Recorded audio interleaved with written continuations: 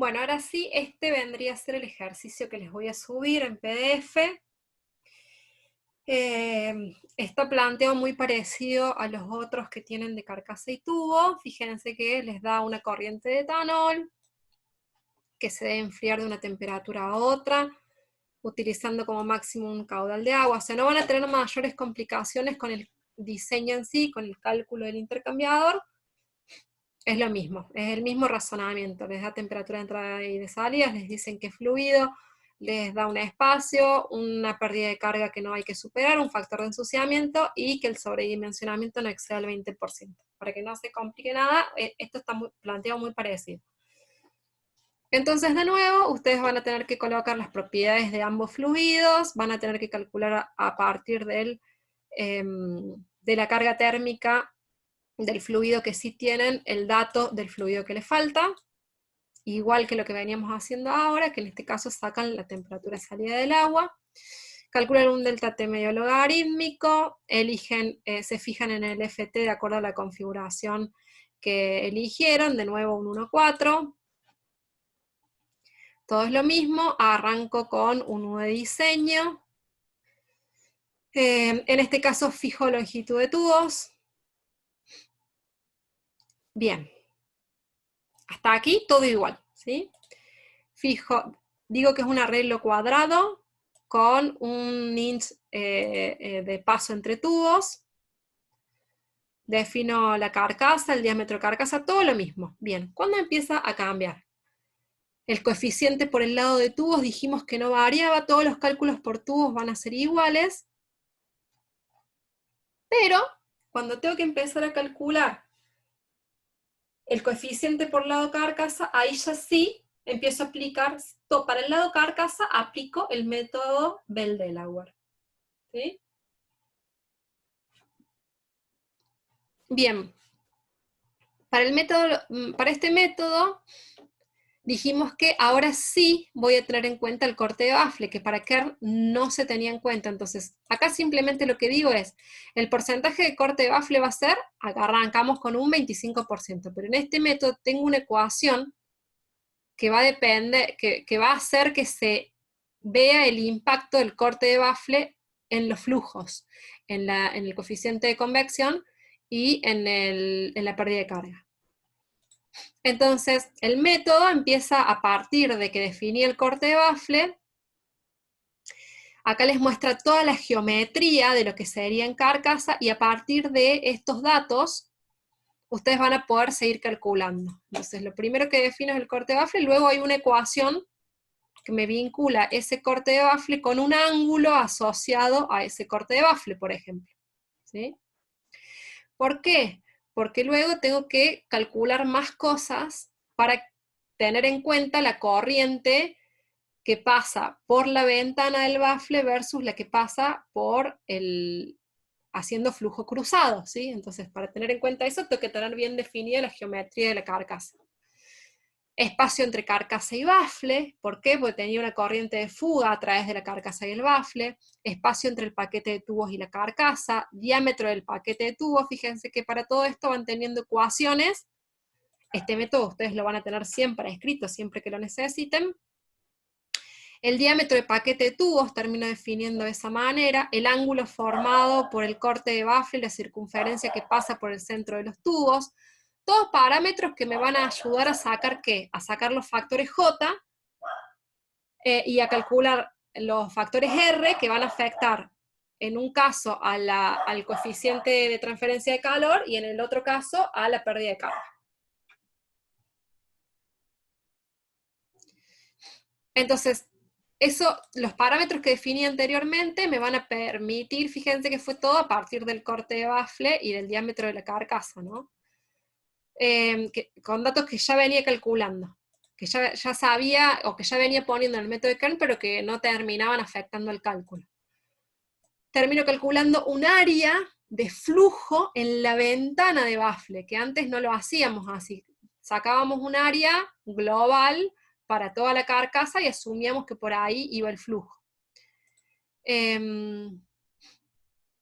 Bien, todo esto me va permitiendo calcular distintos parámetros, todo está por fórmula, está todo muy claro cómo tienen que ir calculando el número de filas, todo va a ir dependiendo de los parámetros anteriores, con ecuaciones vinculadas. En el caso de que necesiten algún parámetro adicional, fíjense que acá tienen la tabla, porque para el arreglo de tubos empiezan a tener en cuenta bien las dimensiones exactas entre centro y centro, o se define de una manera particular, pero todo es muy similar a lo que veníamos viendo, con más ecuaciones, tratando de calcular cada uno de los espacios por donde va a pasar flujo. Número de baffles, se calcula, fíjense, van a ver que es de la misma manera que antes. Área de bypass entre el paquete de tubos y la carcasa, de nuevo tengo una fórmula para poder calcular esa área, o sea, voy calculando distintas áreas, antes calculaba una sola área. Área de flujo cruzado en el paquete de tubos. Bien, entonces calculo todas estas áreas y todos estos parámetros que me van a hacer definir, que ya los vimos en el teórico a qué es cada cosa, pero que me van a hacer definir las áreas de pasaje de flujo de estas corrientes que no son la corriente troncal. ¿Para qué? Primero que nada para definir o para calcular un coeficiente pelicular del lado carcasa, que ¿cómo lo va a hacer? El método va a ser, primero, como les comenté anteriormente, el cálculo de un H ideal, estamos en el lado carcasa, diferente la fórmula que la que veníamos utilizando anteriormente, pero que tienen una tabla donde van a sacar estos parámetros A1, A2, A3, y van a poder calcular aplicando esta fórmula un H ideal, ¿sí? Y a ese H ideal, entonces, este método ¿qué hace? Lo afecta de los factores de corrección que dijimos que teníamos, el JC, el JL, y que cada uno iba teniendo en cuenta algunos de los fenómenos reales que ocurren con el flujo en la carcasa. Por ejemplo, el factor de corrección por espaciado y corte de bafle, ¿sí? Para cortes entre 15 y 45, porque es lo recomendable, ¿sí? Es lo que se utiliza normalmente. Dice que el valor es igual a 1 para cuando, esto es, que no hay tubos en el window, que no hay tubos en la ventana de bafle, ¿sí? Se incrementa a valores de hasta 1.15 para cortes de bafle pequeños, y puede bajar hasta 0.52 para cuando tengo cortes de bafle grandes. Dice, un valor típico para un intercambiador bien diseñado sería de 1. Acá en cada uno de los factores van a tener alguna guía que les sirva para ver si les está dando bien el factor de corrección. ¿Sí? El JL es el factor de corrección por pérdida de flujo por tubo bafle, la corriente A, acuérdense que era esa, o por carcasa bafle, que era la corriente E. Entonces dice, este factor de corrección para las pérdidas en el bafle, JL, y para la caída de presión correspondiente, dice que el factor de corrección penaliza, o sea, el factor de corrección va a ser más bajo para diseños con los bafles muy cercanos entre sí, que va a conducir a una... Claro, lo que va a ocurrir va a ser que va a haber muchas pérdidas, ¿sí? Si tengo bafles muy cercanos, lo que va a ocurrir es que estas corrientes se van a incrementar. Entonces, por eso este factor va a tomar preponderancia.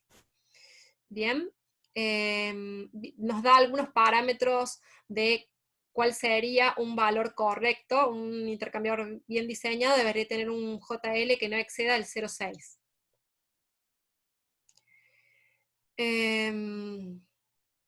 Perdón, que no sea menos que 0,6. Perdón. Not less. Bien, y para cada uno de estos parámetros, entonces, van a ver que en la resolución del ejercicio me va a dar entre qué parámetro y qué parámetro debo estar. Por ejemplo, el JS lo que dice es que usualmente debería ser de 0,85, este parámetro al menos. Acuérdense que cuanto más alto estoy más cerca de lo ideal. El H me va a dar más alto, es decir que la transferencia va a ser mejor, pero tengo que estar lo más cercano a la realidad posible, ¿sí? Tiene que ser real lo que intente plasmar con estas fórmulas. Y va a ser de 1 en el caso de que todo el JS, perdón, no les dije, es el factor de corrección por espaciado de baffles en la entrada y en la salida. Entonces este factor va a ser 1 cuando todo sea igual. Si todos estos espaciamientos fuesen iguales, este factor sería 1. ¿Sí? Entonces va a afectar negativamente la transferencia, que haya un espaciado mayor acá, y dice que un valor típico debería estar por encima de 0,85. Bien, entonces, cada uno de estos factores me van a dar también la idea de cómo ir mejorando cada una de las geometrías del equipo. ¿Sí? Este que es el JB, que aquí arriba es el factor de corrección para los sectores de desviación de flujo en el paquete de tubos, que serían las corrientes de bypass, la C y la F. La C que rodeaba al paquete de tubos y la F era la que ocurría si tenía baffles longitudinales. Entonces dice que para espacios relativamente pequeños entre el shell y el paquete de tubos, el JB debería ser de aproximadamente 0,9. ¿Sí? Para cuando se requieren clearance, cuando se requieren espaciamientos mucho más grandes, por ejemplo, para cuando tengo un intercambiador donde el cabezal tiene que ser flotante, ¿sí? Un cabezal flotante, entonces en ese caso voy a tener más espacio, esta corriente se va a incrementar de manera que el H total debería bajar, porque esta corriente no es efectiva para la transferencia de calor, y por ende baja versus un intercambiador en el que ese clearance o ese espaciamiento sea más chico. ¿Sí? En este caso, si tengo que construir un cabezal flotante, como el espacio entre el paquete de tubos y la carcasa aumenta, en algunos casos, en algunos diseños, entonces podría llegar a ser de 0,7 este factor. ¿Sí? Y cómo, y esto es importante, y puede ser mejorado, el JB en ese caso de que ocurran estas corrientes, ¿cómo lo puedo mejorar? Usando film strip, que son las fajas longitudinales, ¿sí? Son bandas de sellado. Las fajas longitudinales, estas que hablamos, para que el flujo que se va bypaseando el paquete de tubos se detenga o se minimice. ¿Sí? Entonces, por eso aquí coloco fajas longitudinales. Bien, entonces finalmente lo que termino calculando es un H real o un H corregido, ¿sí? Coeficiente pelicular corregido por carcasa, que va a ser el resultado de multiplicar el H ideal que calculé anteriormente por la multiplicación de todos los factores. Este efecto combinado de todos los factores para un buen diseño debería ser de 0,6 o más. En este caso da bastante cercano, podría seguramente ajustar algo más, pero digamos, si tengo un diseño con esta multiplicación de factores de 0,3, estoy mal. ¿Sí? Necesito estar lo más cerca posible a 0,6 o más. Bien.